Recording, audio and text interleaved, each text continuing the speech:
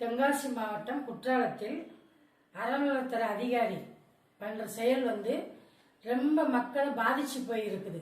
இந்த ரோட்ல ஒரு சீப்பு சோப்பு ஒரு டப்பா ஒரு சட்டி முட்டி போட்டு விற்கிறவன கண்ணில் வாங்காம விரட்டிக்கலாம். சரி, நீதிபதி தீ பிடிச்சதுக்கு அவர் ஒரு சட்டம் போட்டார். கேஸ் யூஸ் பண்ணக்கூடாதுன்னு சொல்லி தானே சட்டம் போட்டாரு. எல்லாரும் விரட்டுங்கன்னு சட்டம் போடலையே. இதுல நரிக்குறவர் கலெக்டர் சொல்லி ஜெயிச்சு வந்துட்டாங்க. அப்ப நரிக்குறவரை மட்டும் வச்சுக்கோன்னு சொல்லியிருக்கிறேன்.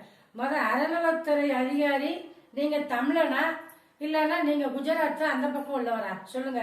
ஏன் தமிழ்நாட்டுக்காரங்களை வஞ்சிக்கிறீங்க? ஒருத்தன் 10 கடை எடுத்திருக்கான். அந்த 10 கடைக்கார சிப்ஸ் வண்டி பூரா உள்ள விட்டுட்டான். இப்ப நீங்க விரட்டக்கூடிய மக்கள் என்ன சொல்றாங்க தெரியுமா? நாங்கள் உயிர் வச்சு இன்னுமே வாழ முடியாது, சாகர தவிர வழி இல்லைன்னு சொல்லிட்டான். அவன் செத்தா உயிருக்கு நீங்க பதில் சொல்ல முடியுமா? ஏன் இந்த மாதிரி பண்றீங்க? நீங்க தமிழனவே எதிர்த்துக்கிட்டு இருக்கீங்கன்னா அப்ப நீங்க தமிழன் இல்லையா? இது தமிழக அரசு அப்பாவுக்கு தெரியணும். அவருக்கு தெரியுமா தெரியாதா? குற்றாலத்தை வஞ்சிக்காதீங்க. மக்கள் நாளைக்கு ஒருத்தஞ்சத்தான் நீங்க பதில் சொல்லிதான் ஆகணும். நீங்க எதுக்கு இந்த மாதிரி வேலையெல்லாம் பண்றீங்க? ஒருத்தனுக்கு 10 கடை கொடுத்தீங்க. அவன் படிச்சு ரோட்ல கடை போட்டிருக்கான்.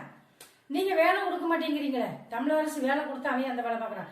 வெக்கத்தை விட்டு மானத்தை விட்டு இந்த 10 ரூபா காசுக்கு உட்கார்ந்துருக்கான். ஏன் அப்பா அம்மா சொத்தை பூரா வித்துட்டு பிள்ளைய படிக்க வச்சிருக்கான்.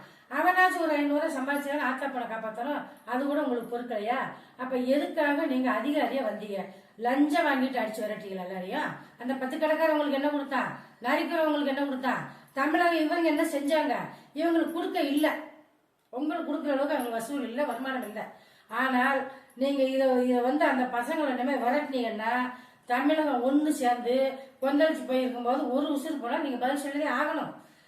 இந்த மாதிரி கோயில் வாசல்ல உங்களுக்கு பிடிச்சவனுக்கு தான் கடன் கொடுக்கணும்னு சொன்னா இதுக்குத்தான் மக்கள் உங்களை ஓட்டு போட்டு தேர்ந்தெடுத்தாங்களா? தமிழக அரசு அப்பாவை அறநிலையத்துறை அமைச்சரை இதுக்குத்தான் எடுத்தாங்களா? அமைச்சருங்கிறவர் நீங்க கண்டீங்க. ஒரு அதிகாரிகிட்ட ஒப்படைச்சாச்சுன்னா அவங்க தலைகீழ ஆடத்தான் செய்வாங்க. நீங்க கண்டீங்க. ஏன் மக்களை விரட்ட வைக்கிற? இதோட தொலைய போதும் உங்க ஆட்சியும் உங்க அதிகாரமும். இதுதான் மக்கள் இன்னைக்கு தீட்டி வச்சிருக்கான். அறுவடை திட்டின மாதிரி நாக்கால தீட்டி வச்சிருக்கான். நீங்க எந்த துறைக்கு இனிமே வர முடியாது. ஏன் அப்படின்னா 10 ரூபா காசு விற்கிறோம். நீ விரட்டி இருக்கியா? அவனை களவாண்டானா கொள்ளையடிச்சானா கஞ்சா ஊத்தானா சொல்லு. அப்ப களவாங்கணுமா? அவனுக்கு கடவுள் எதுவும் உங்களுக்கு இருக்கா? கமிஷன் இருக்கா? கரெக்ஷன் இருக்கா? உழைக்கிறவனா உழைக்க கூடாதுன்னு அப்ப என்ன பண்ணுவான்?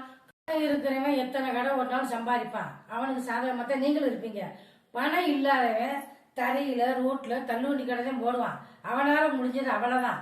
அப்ப உங்களுக்கு பணம் இருக்கிறவன் தேவைப்படுது. தேவைப்பட்டாலும் நீங்க மக்கள் வரி பணத்துல நீங்க சம்பளம் வாங்குறீங்க. மக்கள் நல்லா இருந்தாதாங்க நீங்க நல்லா இருக்க முடியும். அவன் வகுத்தறிச்சல்ல போயிடாதீங்க. அவன் 4 மண்ணெளி தூதான் நீங்க நாசமா போயிருங்க, வழங்க மாட்டீங்க.